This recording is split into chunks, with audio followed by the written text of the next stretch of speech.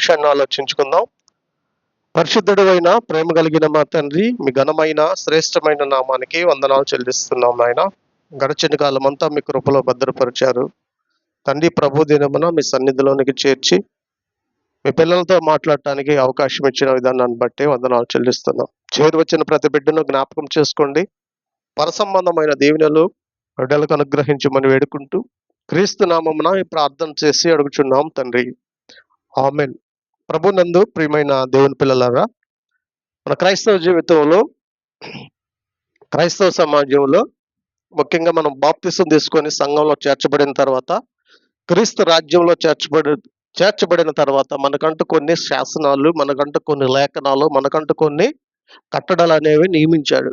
అది ప్రభు అయిన యేసుక్రీస్తు వాక్యం ద్వారా. ఈ వాక్యం ద్వారా మనకు నిర్మించినప్పుడు, వాక్యం ద్వారా మనకు అనుగ్రహించినప్పుడు మనం యథార్థంగా మనం జీవితంలో జీవించాలి. ఇది ముఖ్యంగా పాత్ర.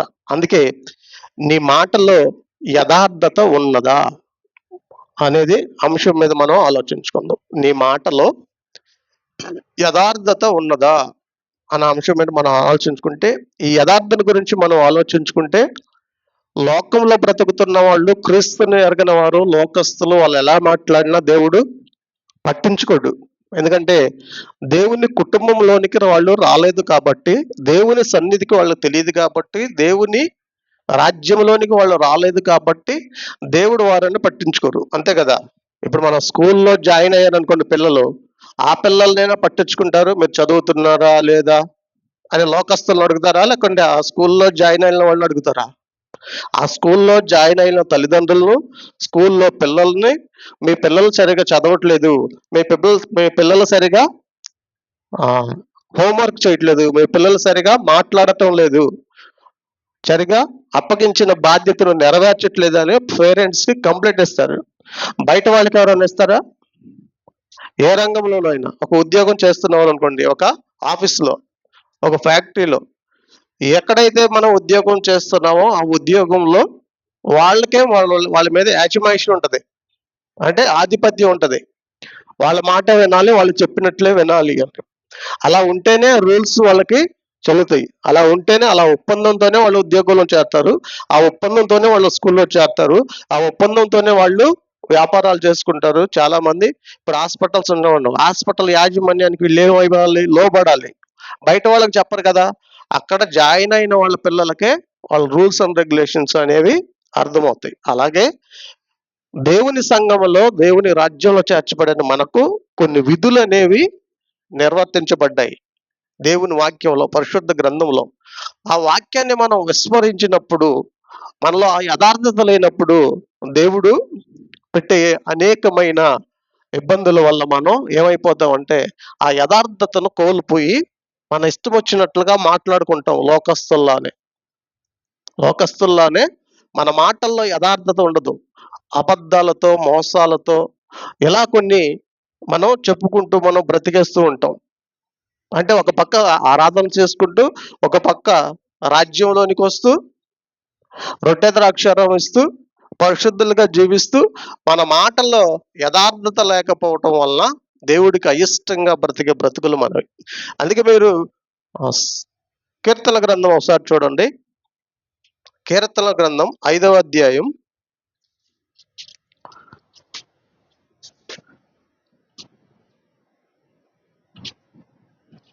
కీర్తన గ్రంథము 5వ అధ్యాయం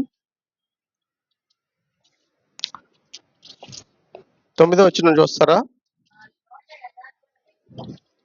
ఏం లేదు వాళ్ళ నోట, వారి నోట యథార్థత లేదు,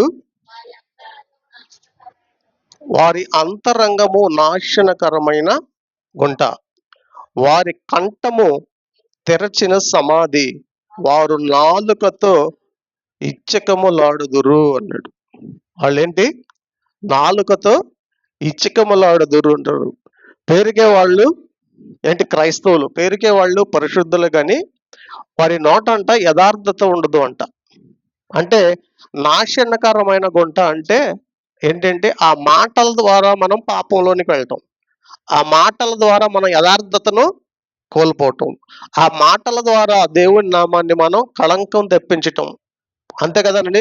ఇప్పుడు మనం పరిశుద్ధులుగా మనం సంఘ సహవాసంలో ఉంటూ పరిశుద్ధులుగా రొట్టె ద్రాక్షారం ఇస్తూ ఏదైనా ఒక గొడవ వచ్చిందనుకోండి, లేదన్నా ఏదో మన స్నేహితులతో మాట్లాడేటప్పుడు కావచ్చు, బంధువులతో మాట్లాడేటప్పుడు కావచ్చు, లేదా ఏమన్నా గొడవలతో మాట్లాడేటప్పుడు మన క్యారెక్టర్ ఏంటో, అంటే మన ప్రవర్తన ఏంటో అప్పుడు మనకి బయటపడుతుంది. అంటే లోపల ఏదో కుయుక్తి కలిగి, లోపల ఏదో అంతరంగంలో యథార్థత లేకుండా, అంతరంగంలో శాపగ్రస్తమైన ఆలోచనలు, కల్మషమైన ఆలోచనలు ఇస్తూ, పైకి దేవుని భక్తిలోనే మనం కొనసాగించటం అనేది మనల్ని మనం మోసం చేసుకోవడం అవుతుంది. ఏంటండి? మనల్ని మనం మోసం చేసుకోవడం అవుతుంది. అఫ్‌కోర్స్ ఈ లోకంలో మనం బ్రతుకుతున్నప్పుడు, ఈ లోకంలో మనం జీవిస్తున్నప్పుడు కొన్ని శ్రమలనేవి మనకి సంభవిస్తాయి. కొన్ని ఆటంకాలనేవి మనకు సంభవిస్తాయి కానీ, దేవుడు మనలో చూసేది మన యథార్థతను దేవుడు చూస్తాడు. అంటే ఎన్నో మాటలు చెప్పొచ్చు. దానియేలు మీద పగబట్టారండి. దానియేలు మీద పగబట్టారు. ఆ రాజులు ఆ రాజ్యంలో దేవుడు దానియేలుని ఆయా కలలను, దర్శనాలను చెప్పేవాడుగా ఉంచాడు. కనుక ఆ యథార్థతను పోకుండా, భక్తిని పోనీయకుండా దానియేలు కాపాడబడ్డాడు అంటే ఆయన యథార్థత, ఆయన భక్తే ఆయనను కాపాడింది. ఎంతమంది ఎన్ని కుట్రలు చేసినా దావీదును చంపాలని ఆ రాజును వాళ్ళు పురిగొల్పి ఒక శాసనాన్ని, ఒక చట్టాన్ని చేసిన దానియేలు మరొక 3 పూట్ల యెరూషలేము వైపు తిరిగి ప్రార్థన చేసుకునేటట్లుగా మనకి కనపడుతుంది. అప్పుడు వాళ్ళు ఆ విషయాన్ని, ఆ కట్టడను విమర్శించినట్టుగా, అంటే కట్టడను నిరాకరించి ప్రార్థన చేస్తున్నాడని రాజుగారికి తెలియజేసినప్పుడు ఆయన తీసుకొని సింహపు బోనులో వేయటం అనేది జరుగుతుంది. అక్కడికి కూడా వెళ్ళటానికి సిద్ధపడ్డాడు అంటే అప్పుడు మనం అబద్ధాలాడటం, ఆ యథార్థతను కోల్పోవటం, ఆ నీతిని కోల్పోవటం, ఏమండి? ఇంకేమంటారు? ఆ నీతిని, ఆ భక్తిని కోల్పోవటం అనేది జరుగుతుంది. మనకి ఎప్పుడైతే శోధనలు వస్తాయో, ఎప్పుడైతే కొన్ని ఆటంకాలు వస్తాయో, దేవుడి మీద కొంత అపనమ్మకం, అప్పుడు విమర్శించుకోవటం, అప్పుడు ఆ యథార్థతను కోల్పోవటం, నీతిని కోల్పోవటం, భక్తిని కోల్పోవటం అనేది జరిగినప్పుడు దేవుడుగా మన పక్షాన ఉండడు కానీ మన యథార్థతను బట్టే దేవుడు మన పక్షాన ఉంటాడన్నది వాస్తవంగా ఉంటది. కనుక ఇక్కడ చెప్పినట్లుగా వారు నాలుకతో ఇచ్చుకమ్మలాడుదురు అన్నాడు. అంటే నాలుకతో కఠినమైన మాటలు, నాలుకతో పాపం చేసే మాటలు, అంటే విస్తారంగా మాట్లాడటం, విస్తారమైన మాటల్లో దోషముండక మానదు అన్నాడు. ఆ మాటల్లో పాపం, ఆ మాటల్లో దోషం, ఆ మాటల వలన దేవుని నామాన్ని అపకీర్తి, దేవుని నామాన్ని ఇంకా అన్యుల వద్ద ఆయన నామాన్ని కృంగదీసినట్లుగా మనం చూద్దాం. అంతే కదండి. ఇంటి పక్కన వాళ్ళు ఉంటారు, లేదా అక్కడ గ్రామంలో ఉంటారు, లేదా ఊర్లో ఉంటారు. మనం మాట్లాడే మాట చాలా యథార్థంగా ఉండాలి, నమ్మకంగా ఉండాలి, స్పష్టంగా ఉండాలి. ఆ మాటను చూసి వీళ్ళు నిజంగా క్రైస్తవులు, వీళ్ళు నిజంగా దేవుని బిడ్డలు, వీళ్ళు ప్రతి ఆదివారం దేవుని దగ్గరికి వెళ్ళి ఎంతో జ్ఞానాన్ని నేర్చుకుంటారు, వాళ్ళు మాట్లాడితే వినబుద్ధి అవుతుంది అన్న సాక్ష్యం మన కుటుంబాల్లో, మన రక్త సంబంధికుల్లో, మన గ్రామాల్లో ఉంటే చాలా శ్రేష్ఠులు, చాలా ఉత్తమమైన వాళ్ళు. అలాంటి సాక్ష్యం పోనీయకుండా వాళ్ళు ప్రార్థన చేస్తారే కానీ వాళ్ళ కుటుంబం ఎలాంటిది, వాళ్ళు ప్రార్థన చేస్తారే కానీ వాళ్ళ యథార్థత ఉండదు, నమ్మకం ఉండదు.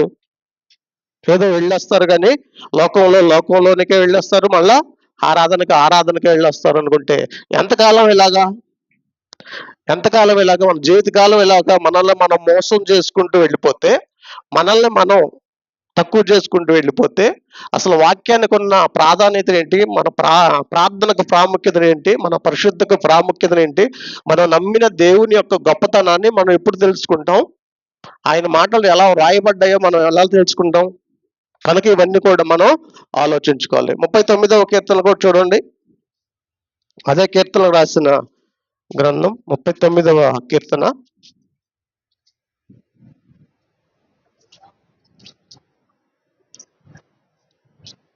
మొదటి వచనం చూడండి. నా నాలుకతో పాపము చేయకుండానట్లు నా మార్గములను జాగ్రత్తగా చూచుకుందును. దావీదు గారు కీర్తన రాస్తూ, నా నాలుకతో పాపము నాలుకతో ఎలా పాపం చేస్తాం? దుర్భాషలాడటం నాలుకతో ఎలాంటి మాటలు మాడతాం? చాలా కత్తిపోతు వంటి మాటలు కూడా వస్తాయి. అంటే సామెత గ్రంథంలో ఉంటది. నాలుకతో మనం మాట్లాడే మాటలతో కొంతమంది సూసైడ్ కూడా చేసుకుంటారు. మీకు తెలుసా? ఆ మాటతోనే ఆ మాటతోనే సూసైడ్ చేసుకునే వాళ్ళు కూడా ఉంటారు. అంటే మాట అంత శక్తివంతమైనది, మాట అంత బలమైనది.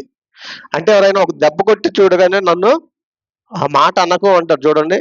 మాటలు నిలబడతాయి, మన హృదయంలో నిలబడతాయి. అని ఎన్ని సంవత్సరాల్లోనూ పలానా రోజు నువ్వు నన్ను అది అన్నావు కదా అని చెప్తాం. మాటకి ఎంత విలువ ఉంటది అంటే అది దేవుని విషయంలో తీసుకోరు మరలా. దేవుని వాక్యం విషయంలో పలానా రోజు పలానా వాక్యం ఇంత గొప్పగా చెప్పారని పోయిన వారం ఎవరైనా చెప్తారా? కానీ పగతోనూ కల్మషంతోను తీసుకున్న మాట ఎన్ని సంవత్సరాలు గుర్తుంటది? అదే పట్టుకొని మనం వేలాడుతూ ఉండిపోతాం. కనుక ఇక్కడ ఏమంటున్నాడు? నా నాలుకతో పాపము చేయకుండానట్లు మన జాగ్రత్త చెప్తున్నాడు చూడండి దావీదు. పాపము చేయకుండానట్లు నా మార్గములను జాగ్రత్తగా చూచుకొందును. భక్తిహీనులు నా ఎదుటనున్నప్పుడు చాలా మంది లోకస్తులు మనతో మాట్లాడుతుంటారు. మనం నీతిమంతులుగా, పరిశుద్ధులుగా, సంఘంలో సహవాసంగా చేసిన వాళ్ళుగా మనం ఉంటాం ఎదురుగా.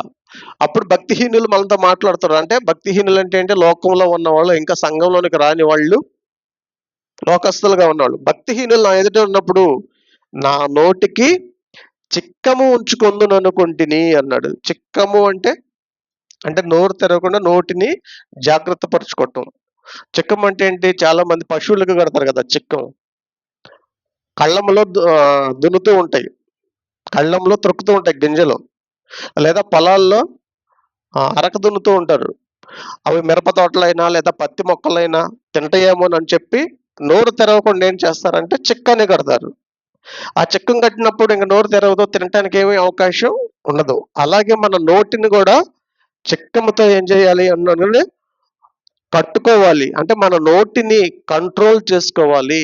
మన మాటలను కంట్రోల్ చేసుకోవాలి. కనుక నాలుకతో పాపము చేయకుండానట్లు నా మార్గములను జాగ్రత్తగా చూచుకొందును. అంటే భక్తిహీనులు నా ఎదుటనున్నప్పుడు, లోకస్తులను మనలో మాట్లాడుతున్నప్పుడు, లోక సంబంధంగా వాళ్ళతో మాట్లాడుతున్నప్పుడు మన యథార్థత, మన నీతి, మన విశ్వాసం, మన మాటల్లో వాళ్ళను దేవుడిని నమ్ముకునేటట్లుగా ఉండాలి. ఆ యథార్థత మన నోట వారికి రావాలి. కనుక 12వ అధ్యాయం 18వ వచనం కూడా చూడండి. సామెతల గ్రంథం 12వ అధ్యాయం 18వ వచనంలో కత్తిపోటు వంటి మాటలు పలుకువారు కలరు, జ్ఞానుల నాలుక ఆరోగ్యకరము అన్నాడు. ఆరోగ్యదాయకము అంటే కత్తిపోటు వంటి మాటలు పలికే వాళ్ళు కూడా ఉండరు. అంటే ఆ మాటలు విన్నారనుకోండి, ఆ కత్తిపోటు మాటలు మన విశ్వాసంలో లేదా పరిశుద్ధుల విన్నారు అనుకోండి, వాళ్ళు దేవుడిని నమ్ముకోవటానికి కూడా ఇష్టపడరు. ఎందుకంటే వీళ్ళు దేవుని నమ్ముకునే వాళ్ళే కదా, ప్రతి ఆదివారం చర్చికి వెళ్తున్న వాళ్ళే కదా, పరిశుద్ధులు అంటున్నారు కదా. వీళ్ళే ఇలా మాట్లాడుతుంటే సంఘంలో ఏం నేర్చుకుంటున్నారు వాళ్ళు? బైబిల్ ఏం చెబుతుంది? తీరా ఎక్కడికి వెళ్ళిపోతుంది? మనం నమ్మిన దేవుని దగ్గరికి వెళ్ళిపోద్ది.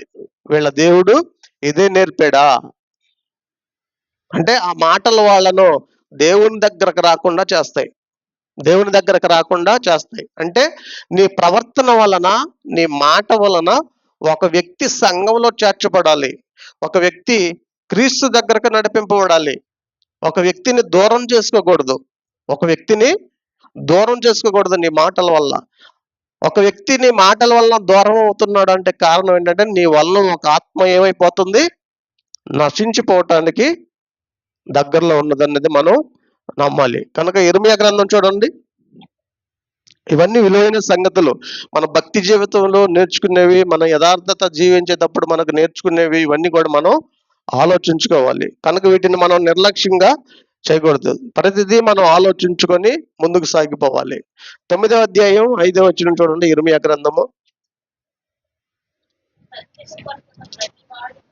సత్యము పలకక అంటే సత్యం అంటే ఏంటి? సత్యము అంటే వాక్యము. యోహాను సువార్త 17:17 ఉంటది కదా. సత్యము అనగా వాక్యము. నీ వాక్యము నన్ను ప్రతిష్ఠించు తండ్రి, నీ వాక్యమే సత్యము అంటాడు. సత్యము అంటే అబద్ధం ఆడనివాడు, ఏదో స్కూల్లో రాసినట్లుగా కాదు. సత్యము అంటే వాక్యము అని అర్థం. కనుక 5 సత్యము పలుకక ప్రతివాడు తన పొరుగువానిని వచించును, అబద్ధములాడుట తమ నాలుకలకు అభ్యాసము చేసి ఉన్నారు. అభ్యాసం అంటే నేర్పించటం. అభ్యాసం అంటే ఏంటి? నేర్చుకోవటం. ఏం నేర్చుకుంటున్నాం? అబద్ధాలు ఎలా ఆడాలి, అబద్ధాలు ఎలా ఆడాలి, ఏ పనిని బట్టి ఏ మాటలు చెప్తే మనం తప్పించుకోగలం, ఇలాంటి వాటిని అభ్యాసం చేసుకుంటారు. ఈ ఈ విషయంలో ఎలాంటి మాటలు చెప్తే ఒక బోధకుడు కావచ్చు, ఒక సహోదరుడు కావచ్చు, నమ్మేటట్లుగా మనం అభ్యాసం చేస్తాం. అంటే నమ్మేటట్లుగా మనం క్రియేట్ చేసుకుంటాం. ఈ మాట చెప్తే నమ్ముతారు అని. నిజంగా అది దేవునికి తెలియదు ఆ యథార్థత ఏంటో. మనం నుంచోవటం, మనం పండుకోవటం, మనం నడక, ఇవన్నీ కూడా దేవునికి తెలుసు. అంటే మాట మన నాలుక రాకముందే మన ఉద్దేశాలు, మన తలంపులన్నీ కూడా దేవునికి తెలుసు. కనుక ఈ విషయాన్ని మనం జ్ఞాపకం చేసుకోవాలి. సత్యము పలుకక ప్రతివాడు తన పొరుగు వానిని వచించుచు అబద్ధములాడుట తమ నాలుకలకు అభ్యాసము చేసి ఉన్నారు. అభ్యాసం అంటే నేర్చుకోవడం, సాధన చేయటం.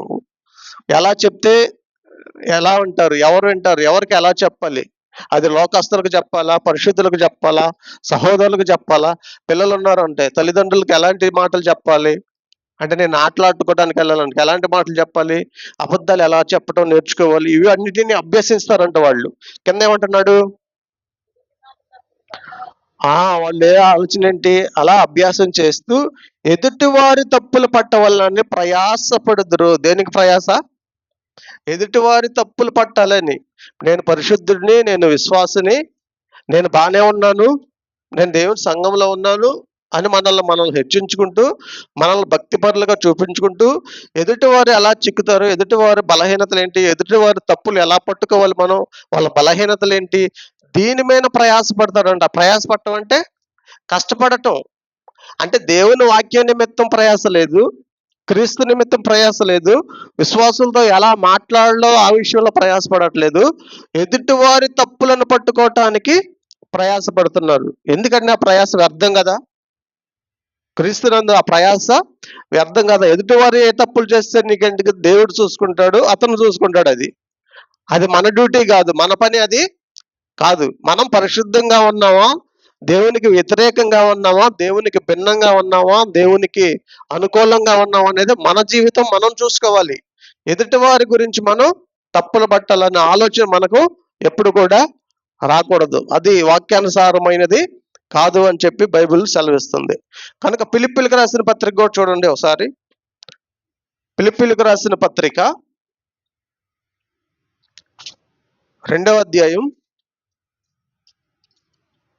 11వ వచనం. ప్రతి వాని నాలుకయు తండ్రి అయిన దేవుని మహిమార్థమై అన్నాడు. చూడండి, ప్రతి వాని నాలుక. మనం మాట్లాడాలంటే ప్రతి వాని నాలుక దేవుణ్ణి మహిమపరిచేదిగా ఉండాలి, దేవుణ్ణి స్తుతించేదిగా ఉండాలి. అది శోధనలోనైనా, ఏమంటే బాధల్లోనైనా, ఇబ్బందుల్లోనైనా, ఏమండి సంతోషంలోనైనా, ఎప్పుడైనా దేవుణ్ణి మహిమపరిచేదిగా ఉండాలి మన నాలుక. దేవుణ్ణి స్తుతించేదిగా ఉండాలి, దేవుని నామాన్ని ఘనపరిచేదిగా ఉండాలి ప్రతి విషయంలో. అంటే యోబుని చూశారు కదా మీరు అందరూ, మనందరం యోబుకు చరిత్ర మనకు తెలుసు కదా. యోబు ఎంత శోధించినా అపవాది తన ప్రాణం తీసి, రోగం వచ్చినా, పిల్లలు చనిపోయినా, ఆస్తులు పోయినా, కానీ యథార్థతను ఏం చేయలేదు, వదల్లా. తన నీతిని వదల్లా, తన యథార్థతను వదల్లా. తన నోటితో ఆయనను దూషించలా. అప్పటికే నేను దూషించకుండా దేవుణ్ణి మహిమపరిచిన వాడుగా యోబు గారు మనకి కనిపిస్తాడు. అలా మనం నోటిని కంట్రోల్ చేసుకొని దేవుని మహిమార్థమై దానిని వాడబడాలి తప్ప అదే నాలుకతో శాప వచనాలను, కృతజ్ఞతా వచనాలను మనం పలకటం చాలా దారుణకరమైన విషయం. కనుక ఈ విషయాన్ని మనం గమనించుకొని మనం నోటిని ఎలా కంట్రోల్ చేసుకోవాలి, ఎలాంటి మాటల ద్వారా మనం నేర్చుకోవాలనేది నేర్చుకోవాలి. కనుక యాకోబు రాసిన పత్రిక కూడా మనం గమనిస్తే, యాకోబు రాసిన పత్రిక మొదటి అధ్యాయం, యాకోబు రాసిన పత్రిక మొదటి అధ్యాయం 26వ వచనంలో ఏముంటుంది అక్కడ? ఎవడైనను నోటికి కళ్ళెము పెట్టుకొనక, ఇందాకేమన్నారు అక్కడ? నోటికి కళ్ళెము. ఇక్కడ కూడా అంటున్నాడు అదే సందర్భాన్ని. ఎవడైనను నోటికి కళ్ళెము పెట్టుకొనక తన హృదయమును మోసపరుచుకొనుచు అన్నాడు. అంటే హృదయము, నోటికి కళ్ళెం పెట్టుకున్న వాళ్ళు ఏంటి? కళ్ళెం పెట్టుకోకుండా విస్తారంగా మాట్లాడుతూ, ఆ మాటల వల్ల దోషము, ఆ మాటల వల్ల శాపకరమైన మాటలు అలా మాట్లాడుతూ, ఒకరబొద్దుగా మాట్లాడుతూ, ఏమంటే దేవుని యొక్క నామాన్ని గణపరచకుండా శాపవచనాలతో మాట్లాడుతూ అలా ఉండేవనుకోండి, ఎవడైనను తన నోటికి కళ్ళెము పెట్టుకొనక తన హృదయమును మోసపరుచుకొనుచు భక్తి గలవాడనని అనుకుని నీడలా వాని భక్తి వ్యర్థమే అన్నాడు. కనుక మన మాటల వలన ఏమైపోద్ది? కళ్ళెం పెట్టుకోకపోవటం వలన. ఒకవేళ కళ్ళెం పెట్టుకుంటే మనం కంట్రోల్లో ఉంటే మన నాలుక, అందుకే కానీ నోరు బాగుంటే ఊరు బాగుంటుంది అంటారు కదా. అంటే మన నోటి మాటను బట్టే, మన ప్రవర్తన బట్టే ఇంకొకరు సహాయం చేయాలన్నా, ఇంకొకరు మన దృష్టికి రావాలన్నా, ఆతిథ్యం ఇవ్వాలన్నా మన మాటనే చాలా స్పష్టంగా ఉండాలి, యథార్థంగా ఉండాలి. ఆ నోటిని కంట్రోల్ పెట్టుకోవాలి. ఏది పడితే అది మాట్లాడకూడదు. మళ్ళా ఆ మాట తిరిగి రాదు. కనుక ఆ మాటలను పట్టుకొని చాలా మంది దేవునికి దూరం అయిపోతారు. అలాంటి విషయాలు మనం జ్ఞాపకం చేసుకొని ఈ విషయంలో కూడా 3:10 ఏమంటున్నాడు? అదే యాకోబు రాసిన పత్రికలో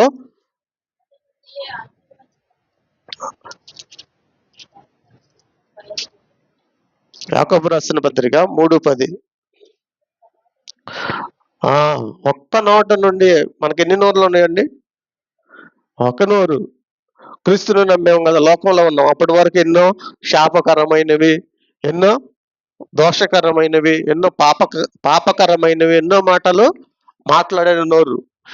ఇక నేను క్రీస్తుని నమ్మాను, క్రీస్తుని కొనసాగిస్తాను, క్రీస్తు గుణాతిశయాలు నా నోట నుంచి ప్రకటించబడాలి. ఇప్పటి వరకే బూతులు తిట్టాను, ఇప్పటి వరకే కోపగించాను, ఎన్నో దుర్భాషలాడాను ఈ నోటితో, ఈ నాలుగుతో.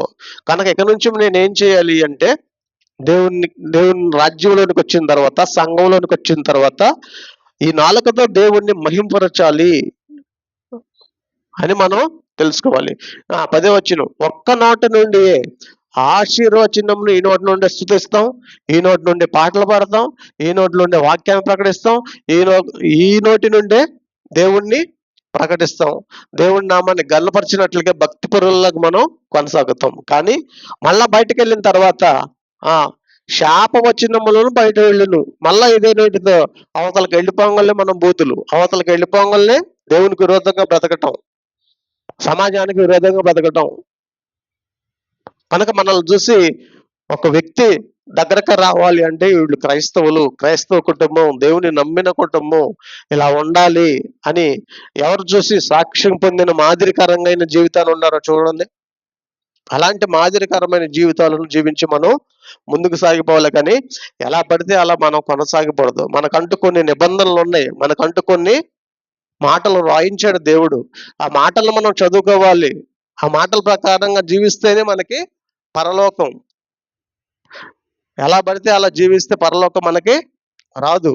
క్రీస్తు రక్తం ద్వారా కడగబడిన మనమంతా కూడా క్రీస్తు యొక్క వాక్యాన్ని మనం గణపరిచే విధంగా, మహిమపరిచే విధంగా, అనేకలకు ప్రకటించే విధంగా ఈ నోటితో దేవుడి నాలుకనిచ్చాడు, ఈ నోటినిచ్చాడు.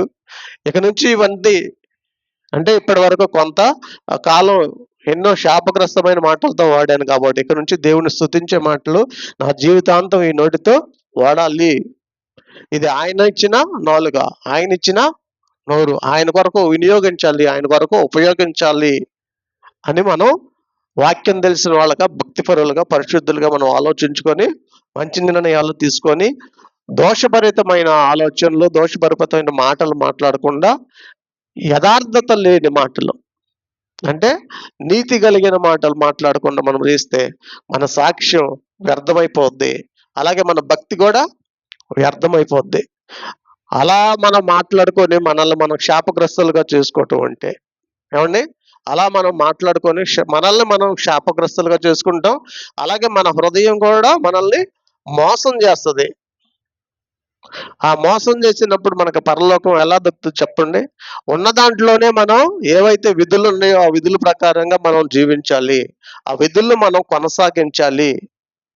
దేవుడిచ్చిన ఆ లేఖనాల ప్రకారంగా మనం బ్రతుకులను మార్చుకోవాలి అనేది వాస్తవం. 5వ అధ్యాయం 4వ వచనం కూడా చూడండి. ఎఫెసీయులకు రాసిన పత్రిక 5వ అధ్యాయం 4వ వచనం చూడండి. కృతజ్ఞత వచనమే మీరుచ్చరింపవలెను గాని మరియు మీరు బూతులైనను పోకిరి మాటలనైనను సరసోక్తులైనను ఉచ్చరింపకూడదు. ఇవి మీకు తగదు. ఆజ్ఞానిస్తున్నాను చూడండి. పరిశుద్ధులుగా వచ్చారు, నా బిడ్డలుగా వచ్చారు, నా కుటుంబంగా వచ్చారు. మీరు సంఘంలో చేర్చబడ్డారు. మీరు సంఘంలో చేర్చబడిన తర్వాత, కుటుంబంలో చేర్చబడిన తర్వాత ఆత్మీయమైన ఆహారం, ఆత్మీయమైన మాటలతో సంతోషంతో ఉండాలి. కానీ మళ్ళా గతంలో మీరు ఎప్పుడైతే బాప్తిసం తీసుకోక ముందు ఎలాగైతే జీవించారో ఈ పోకిరి చేష్టలతో, సరసోక్తులతో, ఏమండి? ఇంకేమంటున్నాడు? బూతులు బూతులు ఎవరు మాట్లాడతారు? సంఘంలో వాళ్ళు ఎవరైనా బూతులు మాట్లాడతారా? క్రీస్తు రక్తంతో కడగబడిన వాళ్ళు మళ్ళా బూతులతో మనం పురాణం ఎత్తిస్తామా? మన నాలుకను అపవిత్రపరుచుకుంటామా? మన నోటికి కళ్ళెం వేసుకోమా? విస్తారంగా మాట్లాడతామా మనం ఎలాగైనా? ఎవరి మీద పడితే వాళ్ళ మీద దూషిస్తామా? చెప్పండి, ఇది క్రైస్తవ జీవితానికి సరిపడుతుందా? ఇవి తగవు అంటున్నారు చూడండి. సంఘానికి ఇవి తగవు. గతంలో చేశారు మీరు, కానీ ఇప్పుడు క్రీస్తు రక్తంలో కడగబడిన తర్వాత, సంఘంలోకి వచ్చిన తర్వాత మరలా మీరు ఇలా చేస్తే శాపగ్రస్తులు అయిపోతారు. మిమ్మల్ని మీరు మోసం చేసుకునేవారుగా అయిపోతారు. కనుక ఈ మాటలన్నీ నీకు తగవు. కొన్ని కొన్ని కొన్ని కొన్ని కొన్ని కూరగాయలు ఏమంటే మనకి తగవు. మన ఆరోగ్య పరిస్థితిని బట్టి, మన శరీర బలహీనతలు బట్టి మనకి కొన్ని తగవు. తగవు అంటే ఏంటి? వాటిని మనం వాడకూడదు. వాటిని మనం వాడదాం. వాడామనుకోండి ఏమంటే రియాక్షన్ వచ్చేస్తుంది. అలాగే మనం బాప్తిసం తీసుకున్న తర్వాత కొన్ని మాటలు మాట్లాడడానికి మనకు తగవు. వాటిని మనం కంట్రోల్ చేసుకోవాలి. మళ్ళా వాటిలోనే జీవిస్తాను, వాటినే కొనసాగిస్తాను అనుకోండి, మార్పు లేదు. మార్పు లేని జీవితం, మారు మనసు లేని జీవితం, రక్షణ అనుభవం లేని జీవితం, వాక్యానుసారమైన జీవితాన్ని నీకు నేర్పించలేదు, నువ్వు నేర్చుకోలేదు, నువ్వు కొనసాగించట్లేదు. కనుక దేవుడి నామాన్ని అతిక్రమిస్తున్నారు అనేది మనం ఇక్కడ అర్థం చేసుకోవాలి. ఇంకా చదవండి. ఇవి మీకు తగవు. పైన 3వ వచనం కూడా, మీలో జారత్వమే కానీ ఏ విధమైన అపవిత్రే కానీ లోపత్వమే కానీ వీటి పేరైనను ఎత్తకూడదు. ఇది పరిశుద్ధులకు తగినది. అలా ఎత్తకుండా ఉండటమే, అపవిత్రపరచుకోకుండా ఉండటమే, ఈ లోకమాల్యాన్ని నువ్వు అంటించుకోకుండా ఉండటమే భక్తి. అంతే కదా? అలాంటి మాటలతో కూడుకున్నటువంటి జీవితాన్ని జీవిస్తే మనం శాపగ్రస్తులు అయిపోతాము అన్నది. కనుక నీ మాటలో యథార్థత ఉండాలి. ఆ యథార్థతను చూస్తాడు దేవుడు. నువ్వు మాట్లాడిన మాటలో దేవుడికి గొప్పతనాన్ని వస్తుంది. ఆయన గణపరిచినట్లుగా ఉంటది. ఎదుటి వ్యక్తికి నీవు చేసిన మాట ఒక సాక్ష్యంగా నిలబడుతుంది, ఒక మాదిరికరంగా ఉంటుంది. ఈ పరిస్థితుల్లోనైనా యథార్థంగా ఉన్నాడు, ఈ పరిస్థితుల్లోనైనా నమ్మకంగా ఉన్నాడు, నీతిగా మాట్లాడుతున్నాడు అని చెప్పి ఈ రోజు కాకపోయినా రేపైనా తెలుసుకొని నిన్ను గణపరిచే విధంగా వాళ్ళు ఉంటారు. ఎఫెసీయులకు రాసిన పత్రిక 5వ అధ్యాయం 22లో కూడా గతంలో మన పరిస్థితి ఏంటి, ఇప్పుడున్న పరిస్థితి ఏంటి మనం ఆలోచిస్తూ అక్కడ చెప్తున్నాడు చూడండి. ఎఫెసీయులకు రాసిన పత్రిక 5వ అధ్యాయం 20వ వచనం అనుకుంటా చూడండి.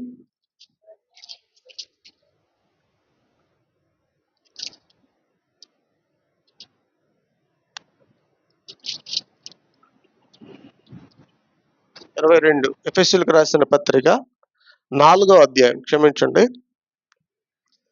4వ అధ్యాయం 22వ వచనం.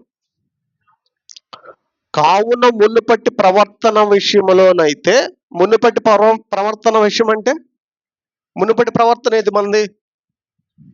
మునుపటి ప్రవర్తన ఏంటంటే మనం బాప్తిసం తీసుకోలేదు కదా, అప్పుడు నేను రౌడీని, అప్పుడు నేను గోండాని, అప్పుడు నేను పాప స్థితిలో ఉన్నా, చీకట్ల స్థితిలో ఉన్నా, ఎన్నో అలవాట్లు ఉన్నాయి, మునుడు ప్రవర్తన నాకు చాలా ఏమంటారు దాన్ని, ఘోరంగా ఉన్న పరిస్థితి.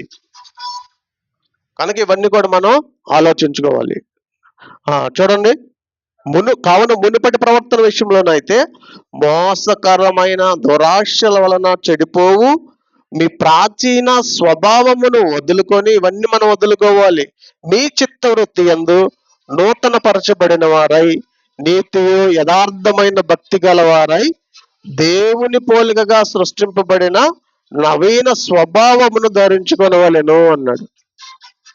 కనుక మునుపటి ప్రవర్తన అయితే మనం ఎలా జీవించినా దేవుడు పట్టించుకోడు. క్రీస్తులోనికి వచ్చిన తర్వాత మనం యథార్థంగా ఉండాలి, నవీన స్వభావం ధరించుకోవాలి.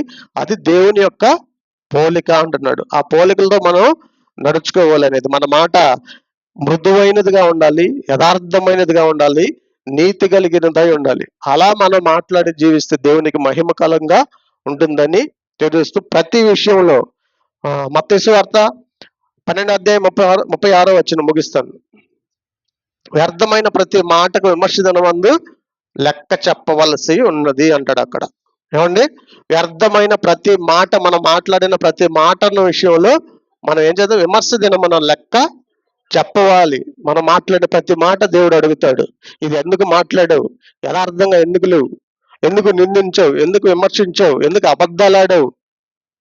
ఇదే కృతజ్ఞతావచనమే పలకాలి. దేవుణ్ణి మహిమపరిచే విషయంలో పలకాలే గాని దేవునికి విరోధంగా నువ్వు ఎందుకు బ్రతికితావు, నీ ఆశలో, నీ దురాశలో, నీ అలవాట్లు, నీ పోకిరి మాటలు మానుకోలేదు కాబట్టి నువ్వు శాపగ్రస్తుడై ఉండిపోతావు.